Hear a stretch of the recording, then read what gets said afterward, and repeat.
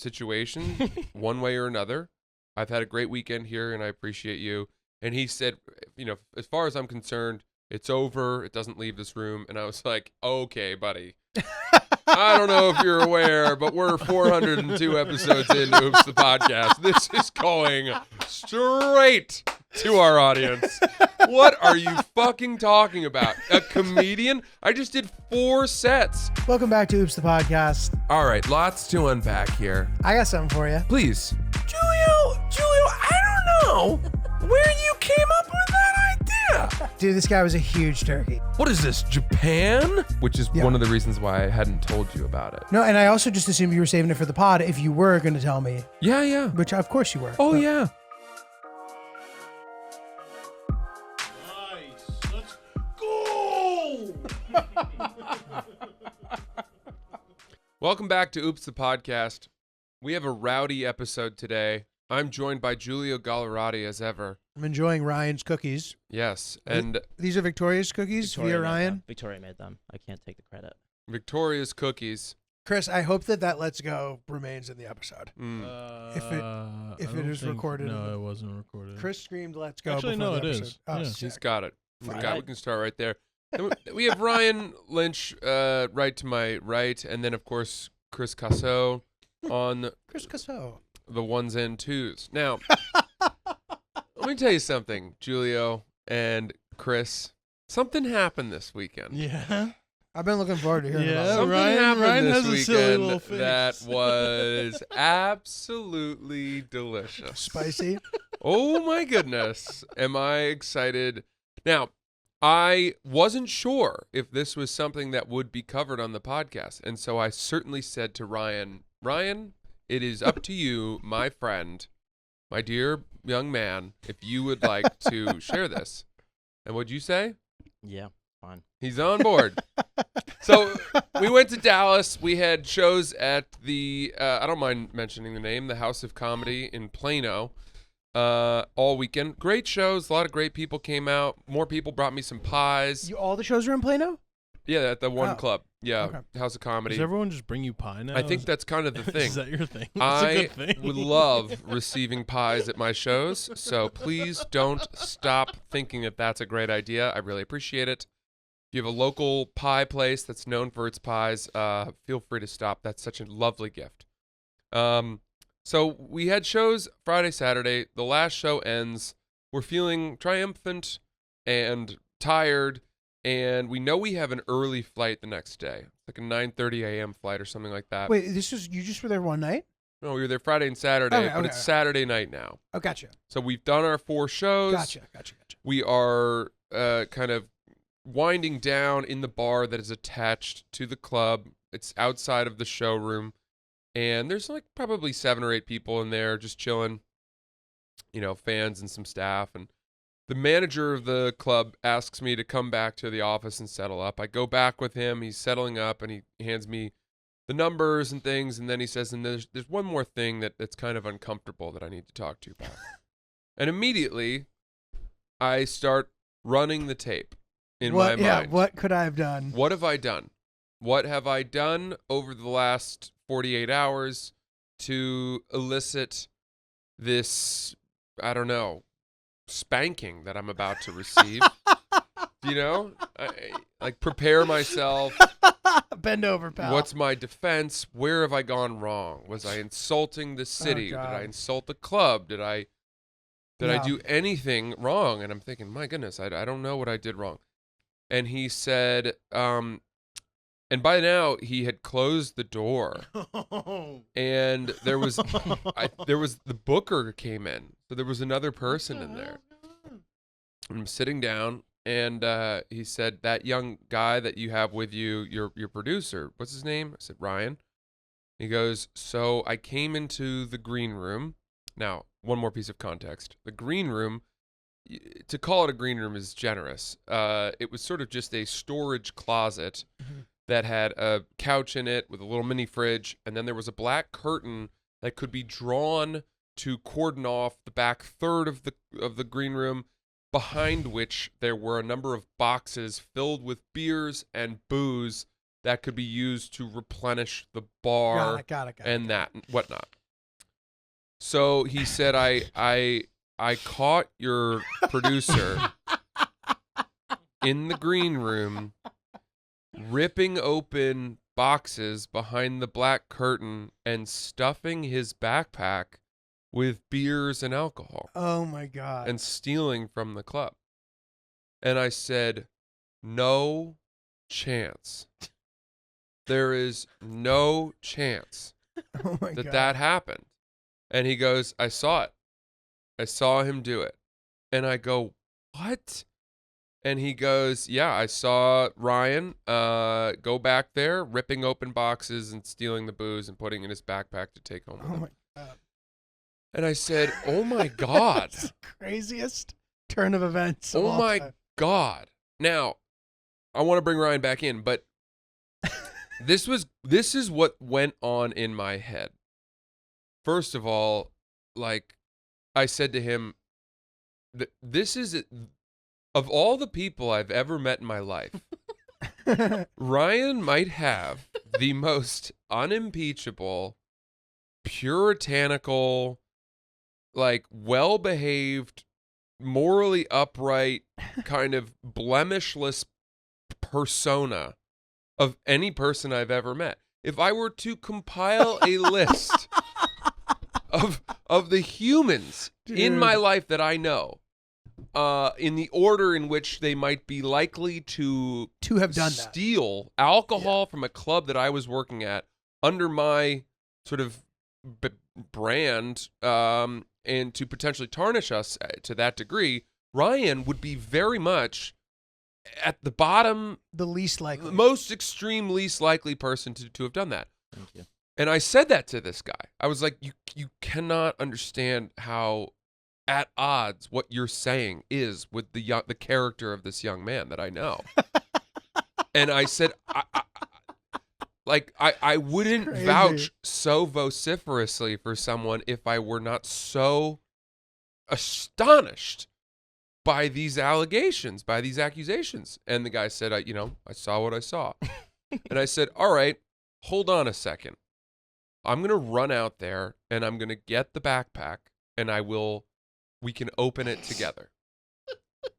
And the guy said, okay. Oh, nice. So I ran out Oh, hilarious. and I went out and I grabbed the backpack and I did not want to be stopped by Ryan for two reasons.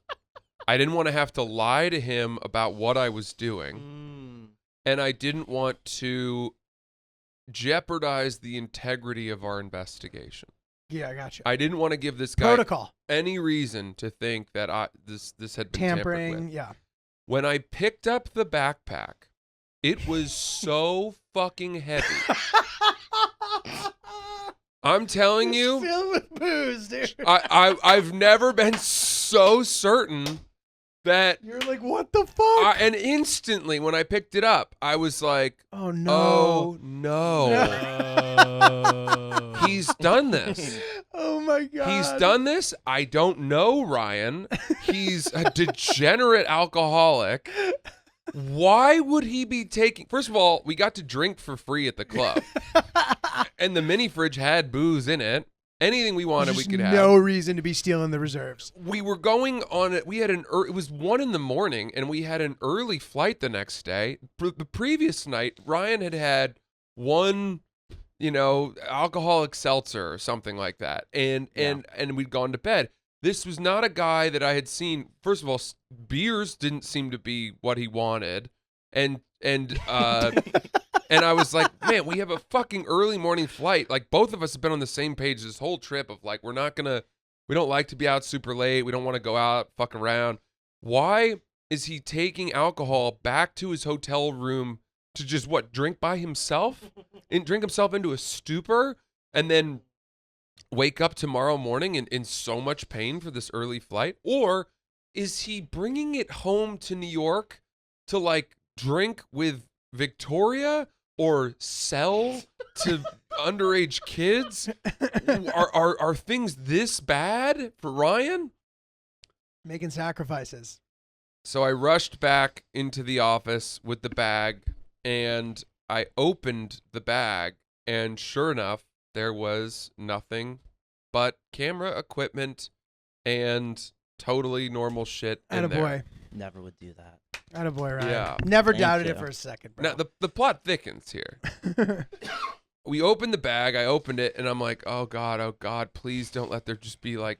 Dude, what an intense It moment. was an Can we talk intense about this? moment. Your heart's just fucking beating. Yeah. The way you guys described the story initially, I thought that you mistook this backpack for somebody like leaving a backpack at the bar and you were having a hero fantasy. You were clearing the unrecognized item from the train. There's a bomb in the lasagna. You know? This is wild, bro. Yeah. Wow. We opened the bag, and I opened it slowly, and I'm kind of rooting around, and there's no booze. There's no booze. And I'm thinking, oh God, well, okay, good. My instincts were right. And then the guy said, open that outer pocket. It's like a little pocket. I'm like, all right. And I opened that, nothing in there. And he goes, well, I don't know what he's done, since I saw him. Maybe he put it in your car. And I said, we don't have a car. We've been walking everywhere. Yeah, where could he have We're put it? 4 blocks from the hotel. We don't have a fucking car. And he goes, well, I don't know what he's done with the alcohol in the time since I saw him. And I was like, listen, we can go get him. We can get him to sort of explain whatever it is you thought you saw. What did you see?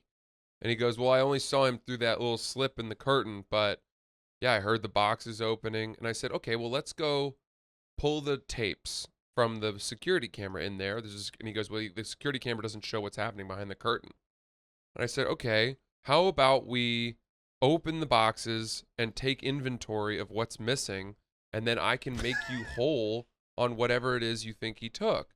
And he goes, I don't know what my serving staff might have taken in the interim to take to the bar. And he's moving his goalposts further and further into Ryan's his guy, dude. tenuous He territory. wants Ryan. He's not going to budge. He wants Ryan down Yeah. and out. He's made up his mind about this guy. The more that this guy kept inventing cracks, Yeah.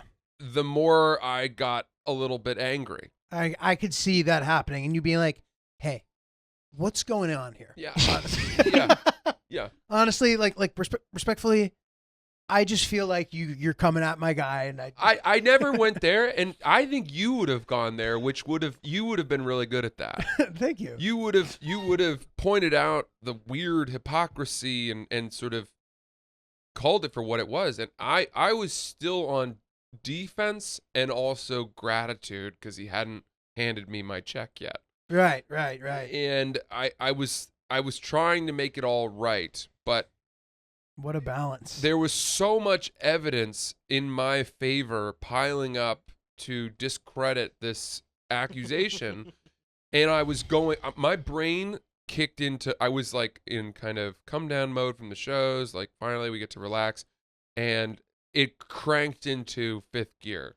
Yeah, and you're really like trying to solve this problem here. You're like, all right, well, let's do this. Okay, well then let's do this. Yeah. Well, And I'm really trying to beat him over the head with logic. yeah. And offering so many ways for us to get to the bottom of this. And he doesn't want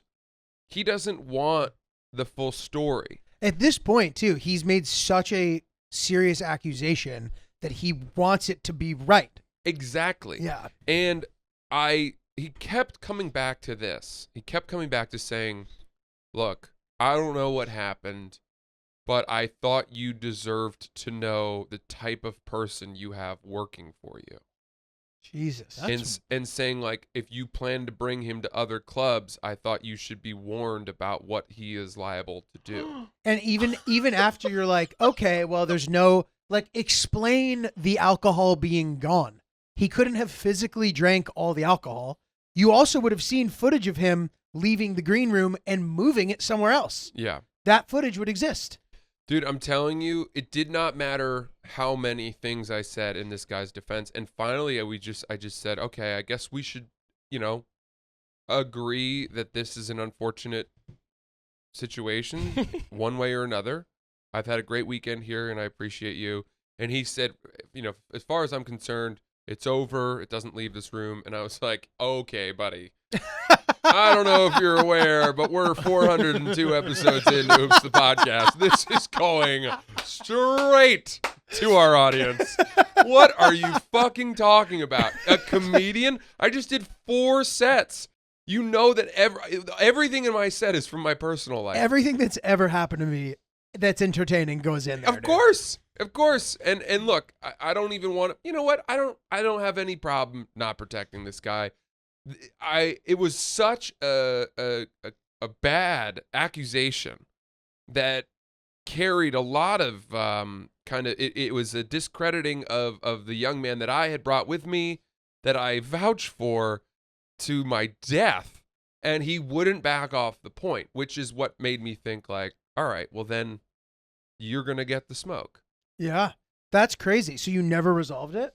Not really. What the fuck? He wouldn't kind of come to my side or the middle, and I sort of wanted to let them off the hook and just said, okay, I really don't think this happened, but I'm sorry that there's been a misunderstanding here. Is it possible that like one of the staff was doing it? My guess is that at some point in the past, he's caught members of his staff or other people, maybe other comedians, stealing from there, and that he's on high alert for it.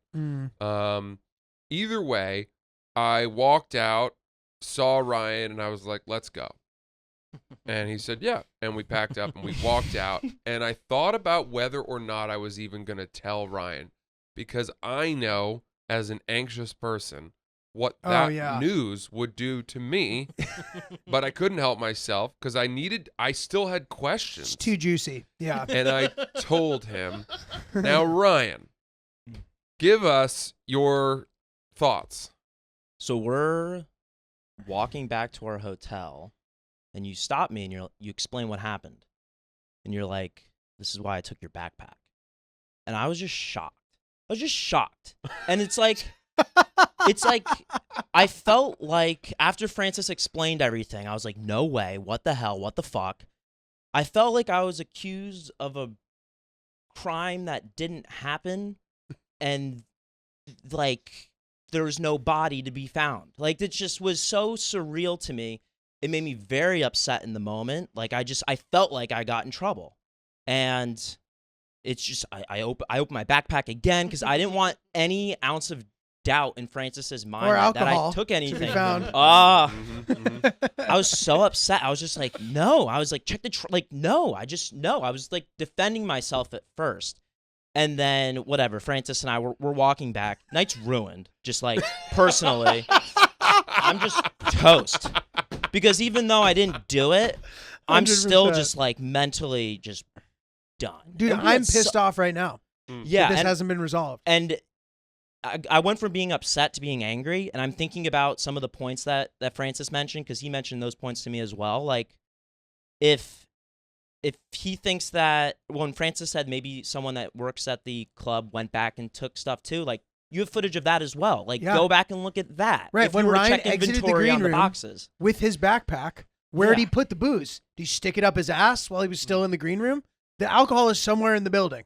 But I don't think any alcohol was missing. I think he saw Ryan behind the curtain unpacking and camera made equipment. 9 assumptions based on that. And the question became, Ryan, what were you doing behind the curtain? Yeah. Which is what we want to know now. What happened? I know I've behind the asked you curtain that this, night? but I want to hear what was going on. So I did go behind the curtain after the show. That's tricky. That's And- a tricky wrinkle. But it was for maybe 5 seconds, and I was just looking for the tripod bag, which I think was behind the chair. But regardless, I was back there for a handful of seconds at most. I just didn't take alcohol. Mhm. And thank God this guy said something to you that night, because if he were to give you a phone call, or if this came to you later on, there'd be no chance for me to like prove that, like, there'd be no evidence to prove. Even if it was the next day. The next day, Francis got a phone call and was like, hey, I caught your producer. Here's footage of him going behind the curtain for 5 seconds. Like, there's a shrivel of doubt. And the fact that I'm grateful that he did say something, that night because you were able to get the backpack. Yeah, the backpack was. Thank God. That was really dude. bold and a good move. It bro. was the non-smoking gun. Oh. Yeah. Yeah, it was the non-smoking gun, and It was the glove. yes, Yeah. yeah, dude, it was kind of fun. I'm not gonna lie. I was like, we are in the middle of a fucking Nancy mystery Drew. right now, and I went and got evidence. I rushed back. I didn't even want to look at Ryan when I got the bag. I just thought there needs to be untampered with procedure here. I saw you running with the bag. I was like, I didn't think anything of it, but I was like, weird. Well, Yeah, Why is he running with my backpack? I hoped that you, and I also was aware that if you tried to stop me with the bag, it might mean that you knew the bag was a hot item that could sink you. Yeah. And you're like, Ryan, I'm sorry, I can't give you the bag This right has now. to I'll happen. explain it to you in a Yeah. second. He's like, what He's the like, just fuck? give me the bag. Yeah. Dude. Okay, so I have so many more questions though. Okay, so you went behind the curtain. The cameras can't see behind the curtain, but they can see beyond the curtain in the rest of the green room, right? No, There's no cameras in the green room at all. The cameras are here, and then there's green room, and then there's curtain. So you can't see the green room or the curtain. You could see the green room. Okay, yeah. So it doesn't matter what he's doing behind the curtain because if he took alcohol, if he drank it behind the curtain, the bottle would be in there. If he drank it in the green room, you'd be able to see it on the camera. If he stuffed it in his backpack and re-entered the club, you'd be able to see what he did with the alcohol between the time where you took the backpack and brought it back to him. Every single thing can be tracked in this situation. Even if he drank one beer, the bottle would still be somewhere. And he didn't. I know. I think if Ryan went behind the curtain and filled his backpack with This is booze, amazing. we don't see that happen. Right. And then he can theoretically take. Maybe the whole club is on camera. That's what I'm saying. Maybe it's not. I don't know. Right. I don't know if we never even got there. But even if you assume that every single room was on camera, you'd be able to track where I were to drop a can off in the trash. Right. And you Even never if left he- the building, right? No. And yeah, if he never left the building, the evidence is in the building. It's in the building. So before you start accusing people of insane shit, of like potentially life ruining shit, dude. Imagine like what Ryan said, he calls later and you now don't know. I know. That really sets Ryan back. And Ryan didn't even do anything. I know. Even though you're pretty sure, of course Ryan wouldn't do that, but you never know. But if I did, What if he did? but I'm glad that I'm Yeah. glad that the bag was there. I'm glad it was dealt with that night. You're exonerated as far as You I'm were concerned. totally exonerated, Yeah. and you were pretty much exonerated before I even got the backpack because I was so assured of your just.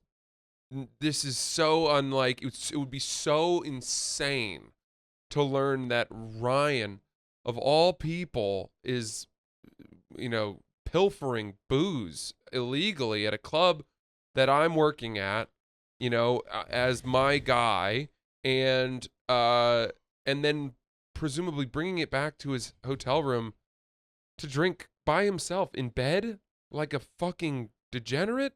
Dude, none of it makes any sense. It could be, dude, this could be a Netflix documentary if it turned out that Ryan did in fact steal it. I know. If Ryan had stolen the alcohol, this would be the most destabilizing I know. thing I've ever seen. I would potentially never trust anyone ever again. If Ryan did in fact stock his backpack with booze, Yeah. um, Dude, the moment, you wouldn't believe, Julio, the moment where I picked up the backpack was as if the world had fallen out from under me. It's a heavy bag. It's like it was as earth-shattering as thinking that, being a devout Christian your whole life and then someone just proves to you that God doesn't exist. right. It was so, my mind immediately took 15 leaps of there's booze in here, which means that Ryan did steal it, which means that Ryan drinks a lot more than I thought he did, has very questionable character, probably has done this before. And also, Ryan, what are you doing? Yeah. It's a deeper issue. What a stupid way to do that. If you have a drinking problem or something, at least it would be more worth it to like secretly throw some on Francis's bill and be like at the hotel and be like, Yeah. oh, how did that get there? So many ways. There's so many better ways he to knows, deceptively steal like, alcohol. He certainly would know, I would think, that I would be happy to buy him a case of beer at the fucking 7-Eleven or some shit. 100%. If that's really what he needs to go to bed at night. Drink like that. It would bring a bigger conversation, I would hope. But my God, yeah. So this happened, and it really cast a pall over the whole weekend. Unfortunately, bro. We had such a good, like, on a personal note, we had such a good Saturday. We walked around this outside mall, went shopping, then we got some margaritas and watched some NBA playoffs. Smoked a cigar During the day? Oh. Yeah, dude. during the day. Yeah, we went to this cigar bar. We didn't Wow. even know. We were just pointed up at this thing that was up on the up top thing, like roof deck kind of thing. We were like, oh, that looks kind of fun. We just sort of went to check it out, and they were like, we think it might be kind of full. And we got up there. It wasn't full. Sat down at the bar. Celtics came on. Wow. And it's a cigar bar, and the drinks are phenomenal. And we sat there. We occupied. I mean, we were there for 4 hours. Mhm. Dude, so you day drink before 2 shows? Not typically. I don't think I'd be able to do it. I had, two margaritas and a beer, and that was Wow. and a cigar. I am not capable of that. It was risky, Yeah. but I did it over such a long period of time that I was okay. And dude, listen, I'm not saying this it's not a judgmental thing. It's No, just, I know. For me, like 2 or 3 drinks, like I will feel the 2 or 3 drinks wearing off. Not that I felt anything from them, but like the wearing off, I'll become a little dehydrated. I'll become a little this, that, and I'm just like not able to get through doing 2 back-to-back shows without it being really unpleasant for me. I can do Yeah. it. The show won't suffer, but I would just like be panicking. I was definitely aware that unfortunately that I needed to drink carefully. I was crushing waters in between drinks, and really trying to take my time and be conscious of it, which makes it a little less enjoyable. But at the same time, we did have an absolutely spectacular day. The Celtics wiped the Hawks, and then we watched some of the Knicks game, and then we kind of went back and started getting ready. Someone emailed us asking about how we feel about cigars. Oddly, I don't know if they saw your. Did you guys post that you were smoking cigars? We didn't post anything. That is And so then you crazy. sent it to us. Let me see this. Let me see if this email is as pertinent as I think it might be. And I don't want to. So should we wrap up first? Yeah, Let's wrap up our thoughts here before we pull. I this out. mean, You guys were having a night or day at least. yeah, Sorry. but just to bring the whole mystery to a close, I think it's safe to say that Ryan did not do this thing, Thank you. and Thank you. that was what happened. And I gotta tell you, Julio, for as traumatic and kind of ridiculous as this situation was, I felt very sort of empowered, and I had risen to the occasion, and it was so nice not to be the one in the crosshairs. totally. For once. It's much easier to defend another person Oh, than it yeah. is to defend yourself. And it was like, oh wow, there's no personal torment. My hackles aren't up. I'm not being forced. My back isn't against the wall. I am a court-appointed defense attorney, Yeah. and this guy has no idea that I went to law school for 4 days. Well, that was a really smart move to like not allow Ryan to tamper with the evidence, just to give him a shot. Also, mhm. not only because you want to be able to prove it, but also because if you do talk to him, there's a chance that he could somehow manipulate the outcome. We should have brought you in. Yeah. I would have loved to have just been like, here, like, what did you see? And over the weekend, like, fist bumping each other, me and the manager, we were giving each other fist bumps Yeah. and hays and highs. He was a good dude. I was so anxious, and I don't know why, but just so anxious and angry when I got home because I was just so confused. I ripped my thumbnail off. Yeah. It was broken. But, Oh my like- God. the You nail. saw it, the bad The nail. nail. The nail. I Oh. had a nail that I jammed in a door back in December, and it was blue. It just And made him look like I just he's kind of just goth. like I kind of just ripped it off. I just was like I knew. so angry and upset. I knew. I'm glad you told me though, and then we kind of regrouped in Francis's hotel room. I said you're I gonna sat be. for 5 minutes. and I You're was gonna like, be I'm done. bothered by this. We need to take more time because we were riding the elevator up together and we were on different floors. And I was like, I don't take this the wrong way, but I think you should come to my hotel room right now. and we need to decompress a little bit more from this. And we did, and then he. Did it take a long time for you to get to bed?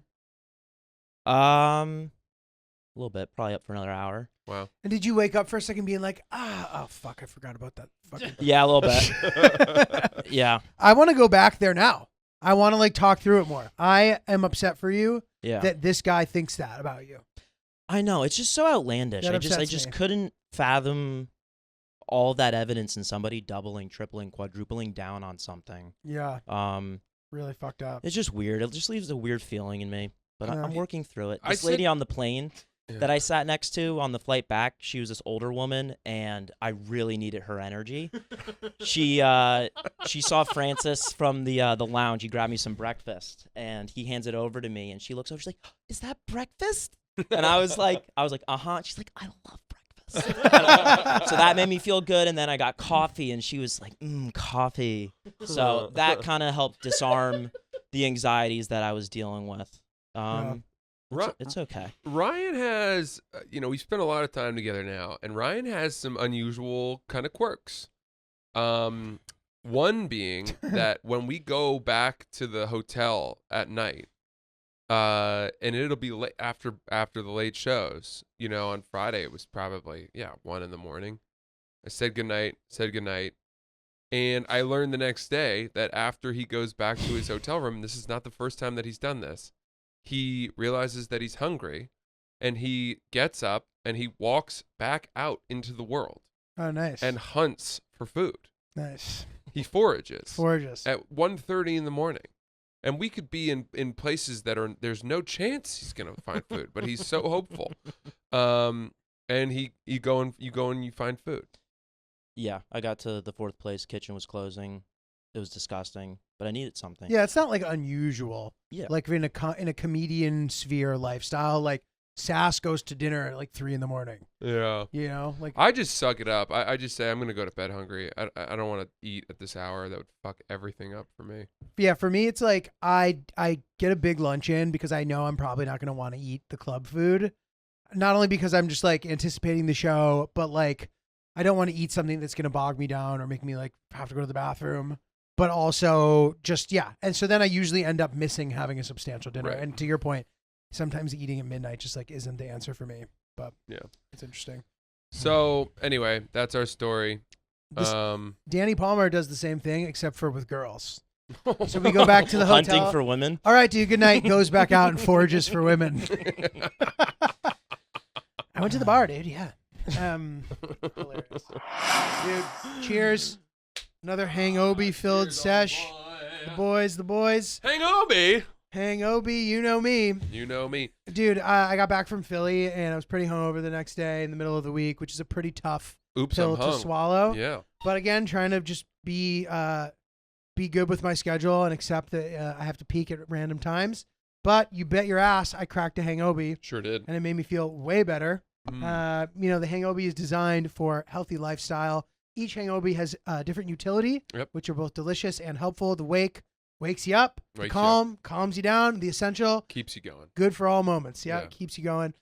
We love the crew over there. We love Conrad. We love hangobi. We believe in it. And if you see it out there, tell the shopkeeper you love it. It helps. They are growing by the minute. It's a great beverage. It's a lot of fun, and it's really versatile, and you can mix it with anything. Hell yeah. So right now, go to hangobi.com. Use promo code Oops I'm Hung for 30% 30% off of your order. No apostrophe in I'm. No apostrophe in I'm. Oops I'm Hung. 30% off. Hangobi.com or pick it up in stores where they sell it. Mhm. Cheers, pal. Cheers. Okay, well, cigars. Let's see what this guy has to say about cigars. I'm very curious to hear your guys' opinion on cigars. Recently, I've gotten a little bit more into cigars with friends of mine that partake in smoking cigars and how well it complements my affinity for bourbon. With spring upon us, golf season is around the corner. Cigars and golf are like peanut butter and jelly, as far as I'm concerned. So I'm curious to hear from Francis. The other thing I've discovered is that cigars mask the harsher qualities of whatever you're sipping on. I've yet to try, but I'm quite certain that a Negroni would go spectacularly with a cigar. Probably true. And he also said that his wife enjoys watching him smoke a cigar, which is kind of a hot take because I feel like sometimes like, oh, it smells. Yeah. What are your guys' thoughts on the cigars? Okay. I love cigars. Interesting. And I genuinely love them. How long have you liked them for? Years. Okay. Years. When I was in college, I started to smoke them, every once in a while, and I loved them then, to the degree that I don't allow myself to smoke cigars basically ever because I worry about how much I like them. Interesting. And I did not know that about you. I do find them kind of gross. I hate the way that my mouth feels for 2 days after. It feels like you ate a bunch of Captain Crunch. It's so noxious and pungent, and it entrenches into your pores, your clothing. You wear it with you. I never feel more hungover than after a night where I've drinking and smoking cigars. Interesting. It adds another massive wallop that you have to overcome the next day. I don't know. I'm kind of against them for myself, despite loving them. You're a warrior, bro. Few drinks, cigar, fully able to crush 2 shows and defend Ryan. I was seeing the ball, dude. I was seeing really the solid. ball. Really solid. Ryan, what about you? Kind of the same thing. I enjoy them, Nice. but it does make your throat feel like a dirty chimney the next day. Yeah. my mouth. Yeah. That's probably the worst. It's all the after effects that I think are the reason that deter me from doing it. But I do enjoy them. For what it's worth, when we were sitting up there at this cigar bar and it was outside, and we had such a good seat, such a good situation, and there were just pairs of men all around us, cool men, smoking cigars, and they looked so cool, and we could smell it, and we were thinking, oh, that's cool, but we're not gonna do it. And we were there for about an hour and a half, and I said, I gotta have a cigar. You found there's like a machine somewhere? They had a menu. Oh, wow. It was a full-blown cigar bar. That's cool. And I said, let me get one of those. And I said, do you want one? And Ryan was like, no, I'm good. I was like, you can have a puff of mine. So I'm smoking the cigar, and I don't know, 10 minutes in, Ryan was like, I'm going to have a cigar. Nice. And he got one. And dude, we smoked these cigars down to the bone. I mean, it was like a roach in our fingers. That's crazy. Yeah, we really earned them. Good for you. I've never really gotten into them. My dad will occasionally go back and forth with liking them. My mom hates how they smell, and she always gives them shit. But I've never gotten into it or not. I've smoked cigars before, but if someone's like, you want one? I'm usually like, no, I'm good. But yeah. I I don't probably hate them. have 2 a year. Mm-hmm. And I will say that I think one of the big keys for people who don't really like them is you should make sure that you smoke one that's mild. Mm-hmm. Because if you smoke a heavy, dark cigar, you can get sick from it. Yeah, that's happened to me before. It's too powerful. That level of nicotine and whatnot will send you reeling and make you feel nauseous. You got to kind of ease your way in.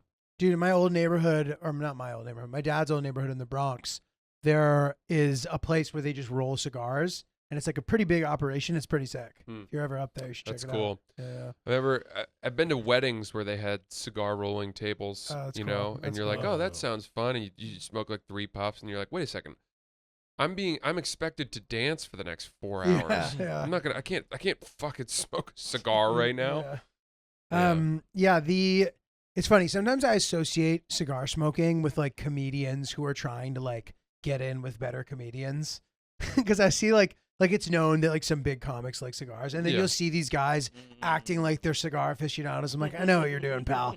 Yeah, it's a good point. Rogan will have cigars on the podcast. I think Burr likes cigars, right? Burr loves them. So does I know that Bobby Kelly is really into cigars, and they pull it off really well. I worry that if I were to go on Rogan and he offered me a cigar and I smoked it, then nobody would think I was doing it for any reason other than to code switch for his benefit, Right. Dude, I would say if someone's like, what is your dream appearance in comedy? I think being on Rogan would probably be it. Absolutely. Right? What else is there? No, but more so than doing the late night spot. Yeah. Or I'd rather go on Rogan. At this point. And I don't know if that's controversial or not. It probably isn't. I don't think it is. I I think it would do a lot. It does a lot more for your career in theory. Yeah. In my head, I think I'd be good on it. I have this thought where I'm like, dude, I would crush on it. I think you would too. But then I'm also like, all right, dude, relax. Putting it out there, hopefully the boys will get on there someday. I would bet you that the next people we know who will get on there are the Are You Garbage guys. I bet you that they're kind of they're getting in there, the batter's circle, the They're on-deck getting there. circle. They're getting there. They're 1 or 2 degrees of separation away. They're on their way. Yeah. Guys, if you're looking for a good gift idea for this Mother's Day, we highly recommend the Skylight Frame. Skylight frame. Really cool idea, really cool concept. It can hold thousands of photos that continuously rotate through, bring daily joy. You can kind of curate it however you want. Good opportunity to customize some stuff, and it's very user-friendly. Like, there's no real learning curve for anybody in the sort of older generation. And it's easy for anybody to use. You can upload from anywhere via sort of like an email link. Very, very cool. Skylight Frame has a gorgeous 10 by 15 touchscreen. You can swipe through the photos with your fingers. And yeah, it takes literally less than a minute to set it up. Preload with your favorite photos for a special Mother's Day gift. You can surprise them with photos that they didn't even know you had. What a fun thing. Right? So fun. Now is a special Mother's Day offer. Get 10% off, up to $30 off of your frame when you go to skylightframe.com/oops. That's right, 10% off, up to $30 off of your purchase of a Skylight Frame. Just go to skylightframe.com/oops. That's skylightframe.com/oops. Dude, I have a question for you. Mm-hmm. If your parents came to your show, right, and I guess this exists in a vacuum for me because it's specific, but like, how do you react to people, non-comedians, telling you they have suggestions for you? And they could say that broadly. It might not be specific to a joke. You don't know what it's going to be, but it's a suggestion. And they're like, hey, I have a suggestion. How would you react? I'll just say, go ahead. Love to hear it. And then I don't hear a single word they say. Right. All right. That's a good way to do it. I just go to a complete fairy tale land in my brain. There's this... Someone on the airplane was watching Friday Night Lights, the movie, with Billy Bob Thornton, and there's a scene in the early going where Billy Bob Thornton is at a dinner party with his wife and a bunch of people from around town. Season's about to start, and there's a woman trying to give him advice on how to run their offense, and he's just very politely being like, blah, blah, blah, yeah, great, yeah, absolutely. And it's like, that's what it is. That's good, right? Yeah. Yeah. She's like, you got to give it to that running back. Just run him into the ground. Yeah. And it's like, okay.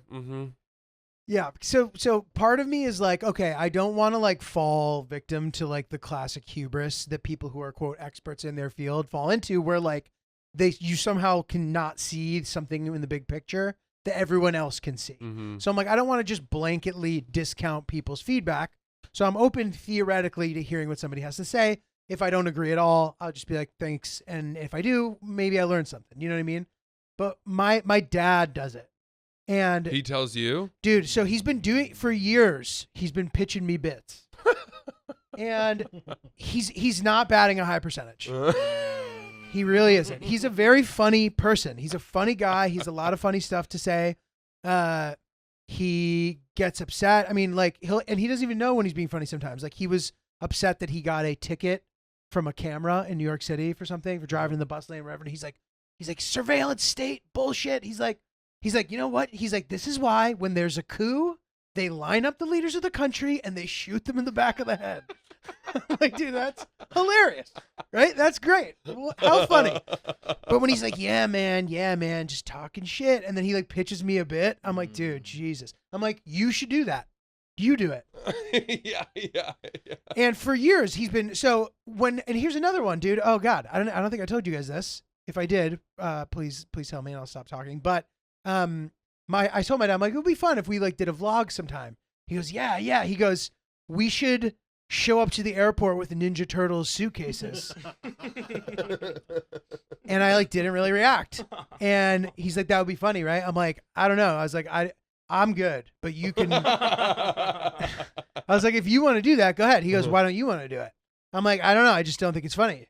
He goes, why don't you think it's funny? I'm like, I just don't. He goes, well, what if other people think it's funny?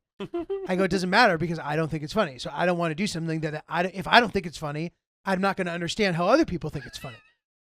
He goes, okay. I was like, you know what's funny? The fact that you think it's funny, the fact that you think it's funny to bring a Ninja Turtle suitcase to the airport, even though it's not funny, that's maybe the only funny thing about this. He goes, oh, okay. I'm like, so this is what I'm dealing with. This is what I'm dealing with. And he comes to my shows in Rhode Island, which, by the way, amazing, really, really great. Comedy Connection, what a great club. They came to my best show of the weekend. Oh, awesome. It was this amazing show, like really, really solid. Had a great time, great crowd. And it was like one of those sets where like you're discovering more laughter and like soaking in it because it's going so well that you can really like lean into the bits, right? That's awesome. So he texts me and he's like, I'd like to give you a suggestion. Mm-hmm. And I'm like, what the fuck is this suggestion going to be, dude? Mm-hmm. You know what I mean? The last suggestion he had was that I pick venues with appropriate capacity to the amount of tickets that I'm going to sell. He goes, that was a really big room. He's like, I think maybe you should do a spot that seemed more full. Oh, golly. And I'm like, oh, that's a great idea. Next time I'll call the club and ask them to bulldoze 75% of the venue and reconstruct it in a way so that it specifically suits the amount of tickets that I've sold, which is information that I won't know before 2 hours before the show. Great suggestion, dude. So anyway, so this is what I'm working with. So when he says I'd like to give you a suggestion. And I sat there and thought about it for a while because I'm like, this is fucked up to not listen to your father. He's your father. He's a smart guy. He knows stuff. So why wouldn't you listen to his suggestion? And then the other me is like, well, his suggestions haven't been that great for many years when it comes to this. And quite frankly, you're the one who does this. You're progressing in your career. He's seen you go up there and make people laugh. What could he possibly be suggesting? And I'm like, you're right, me. You're right about that. You know what I mean? So anyway, I don't say anything. He calls me and he goes, I have a suggestion after texting me and me not responding. I go, okay. And tell me if you think I handled this right. I go, just so you know, before you give me this suggestion, you're not batting a high percentage over the years. So if you give me the suggestion and it's not a good suggestion, this will give you even less leverage than you already have to give me future suggestions. I just want you to be aware of that. Yeah. And he goes, okay, well, I just wanted to. I'm like, all right, I'm sure you wanted lots of stuff. I want lots of stuff too. I want stuff. But in this situation, just remember that you're about to give me the suggestion. He goes, okay. Gives it to me anyway. It wasn't offensive. He didn't need to give it. Do you want to tell us what it was? Yeah, okay. So I do a joke about my name, right? And I talk about how my dad has the same name as me. And I ask him why he would give me that name. And at one point, as sort of a throwaway line, I'm like, I say that he says, I hated my name my whole life. And it's sort of like the last moment of the joke before I transition. And he's like, I think that if you said that and then you just like stood there and like waited a little bit, you'd get a bigger laugh there or something. And I was like, all right, that's not like the dumbest thing I've ever heard. That's fine. Like that might be true. Thanks. That's it. Moving on. Okay. So are you going to give him that as a positive credit, a neutral credit, or a negative credit? Has he earned more That's suggestions? That's a neutral. Neutral? Yeah. But what if you do it and he's right? Are you going to try it? I sort of have already. And I feel like, to be honest, that moment in the joke itself is losing its ability to stay in the set. Because at one point after, he says, they wouldn't let us leave the hospital until we gave you a name, right? That'll sort of get something. And it's sort of, trickling down, moving into the next thought. And then he says, I hated my name my whole life. And he starts sort of like pontificating about it. And it's just very, very hit or miss, more miss than hit. So he might be right, but I still am not super sure if there's anything there. But so for that, I give him neutral. Interesting. Because it was sort of a moot point. Like he didn't need to go there on it. Yeah, but in another way, he suggested something that you had already sort of started doing yourself at times. Right. Which makes me think that he is somewhat thinking in a similar way to you, at least on that point. Totally. And that's fine. But acting, then if he's seeing that, acting as if it's a suggestion. Oh, he saw you do that? No, but he saw it in general. So he'd be like, on those jokes where you were really riding the laughter, whatever, that really worked. And I'm like, yeah, that's great. That's an observation. That's fine. Right. talking about the show, ooh, this was good, especially, and it's a positive one too. Very open to that. Mhm. But when it turns into a suggestion, fine. But of the hundreds of suggestions you've made, very few of them are sticking. So why would I take this one seriously? Mhm. And to your point, it's like, it's fine. He's not wrong. You know what I mean? And it's okay. But yeah, I don't know. And there's a big picture understanding that goes with that. When you're doing really well in a show, it allows you to do a lot of these things. Mhm. And if you're not, it makes it harder to sell those things because now you're just doing them in silence and it's weird, Yeah. you know? Right. So I don't know. Interesting. Oh, that's good. I don't want that. Does that I come think off? no, Did that no. come off as like angry? No. That's great. I have experienced a slightly different phenomenon, which is that members of my family think that by virtue of me becoming a comedian, it must mean genetically that they are funny too. That given how similar, we grew up in the same house, and my sister and I are so related, and my dad gave birth to me. My mom does not quite subscribe to this, but my dad and my sister certainly have thought, oh, we have that in the family? Oh, That's funny. then we should all try, Yeah. I just need to dust off I need to unearth this talent that he was fortunate enough to try to find, Mhm. but which we all must possess. And I'll get suggestions from her all the time. I do get suggestions for bits from her. And she likes to tease me and say, like, she'll say something funny at the dinner table, and then she'll look around and say, I think I'm the funniest one in the family. Right. Things like that, and just to try to get my goat. My dad he does dad jokes, and now does them with more certainty, and kind of really tries harder than he ever has to make things that aren't funny. Yeah. I know That's that. his brand. Yeah. And he's got some tried and true hits. Whenever we're at a restaurant and the waiter brings us the bill, he hands it to me and says, "My father's paying." Which I'm telling you, he's been doing this since I was 3. And now it somehow, like, the people dutifully laugh because they are working for tips. And he takes that as that joke kills, that's still got some legs. That's pretty, dude. You know what's funny in that situation? In this weird counterintuitive way, if you as the waiter or waitress, whatever, doesn't laugh, I would actually tip more because I'd feel bad Yeah. about doing that. In this like weird way. I'm like, oh, that's kind of funny. Yeah. My grandmother's name is Connie, and he calls her Connie Lingus. Oh my god. That's pretty good, dude. That's a pretty good one. That's a pretty good one.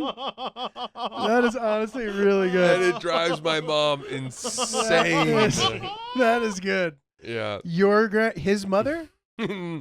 His my late grandfather's wife. Got it. But they were married my whole life. Dude, so she was our that's a grandmother. pretty good one, dude. And is our That's grandmother. pretty good. That, and then there's a cottage. We have a cottage, which you remember where we got married. Yeah. And my dad calls it instead of calling it the cottage, he calls it the Quidditch. Okay. For no reason. Just no reason. Other than that, it irks my mom, and he keeps doing it. The Quidditch. The Quidditch. Yeah. Dude, that's so funny. Yeah, I guess like as you get older, you just get quirkier. Maybe I'm not really sure. And again, I can't always place whether or not my dad has always been like this or if not. Because, all right, for example, we'll go to Sugarfish every once in a while. He's teaching in the city on Mondays, and he'll get out at like a really early time. So we'll get to go to Sugarfish before there's a line. It's like a randomly early ass dinner, right? So he tries really hard to be polite and stuff too, but still ends up doing this kind of like funny stuff. So for example, at Sugarfish, they kind of skimp you on the ginger the first go. And then you'll be like, can we get some more ginger? And I would say that asking for more ginger once is like the sort of average amount that somebody will do it. Mhm. And if the people are being really nice, they'll bring you a couple when they refill it because they know, and you're like, okay. My dad has done this thing now where he's getting ahead of having to ask for it in advance. So before he's run out of ginger the first time, and since there's not a lot of people, he'll even say that. He'll be like, since you're not that busy, he goes, would you mind bringing me a lot of ginger? Because I love ginger. He goes, I'm a big ginger guy. Then he goes, I love your ginger. I'm like, dude. This most recent time he said, I love your ginger to them. And it just sounded this weirdly like inappropriate. And then he'll say, thank you so much. He'll ask for more hot water 7 times with the tea, but he says, thank you so much every time. And I'm like, why am I'm wrong? Why am I uncomfortable about him? He's just asking for stuff that he's allowed to ask for and being really gracious. And he's even thinking enough to ask ahead of time to be like, well, you're also not that busy. It's almost like he's doing it as much for me as he's doing it for them. Do you think and I really appreciate it. Do you think that there is any part of them that takes him saying you guys aren't that busy as a slight? No, because they know how busy they get. No. He's like, since you're not that busy right now. Oh, yeah. Because he'll be like, oh, we came at just the right time, huh? Yeah, like grooming them for it. Oh, wow, just came just the right time. Any table we want, huh? Speaking of which, dude, by the way, I saw something really crazy at Sugarfish. I was there with Hill Dog. I saw something crazy happen. Okay, so I didn't realize what was happening in the moment, but I don't need to tell it that way because it makes more sense telling it after the fact. Take notes, Ryan. I was excited. So anyway, this woman's walking back from the bathroom, and she faints. She collapses. Oh, cool. And it wasn't no, it's just not something you get to see all that often. dude. It wasn't a faint like. It was a like boom, down like Damar Hamlin sort of faint situation where whether or not the outcome might not be that bad, we don't know that initially, right? She didn't swoon. Yeah. It wasn't a swoon. Catch me. Yeah, it wasn't like gentleman. That. Yeah. And the way that it sounded when it initially happened, I thought that like an old woman had literally keeled over from the booth and fallen onto the ground. Oh, That's what I had thought had happened. That's not what happened. That's what I thought happened. Now, mind you, this is the smaller Sugarfish location. This is Midtown. It's very, very small. So like something like that happen impacts the entire restaurant. So that happens initially, right? Mm-hmm. And so all of a sudden, kind of the normal noise goes to a little lower, and I see this guy turn around and go, "Oh my God!"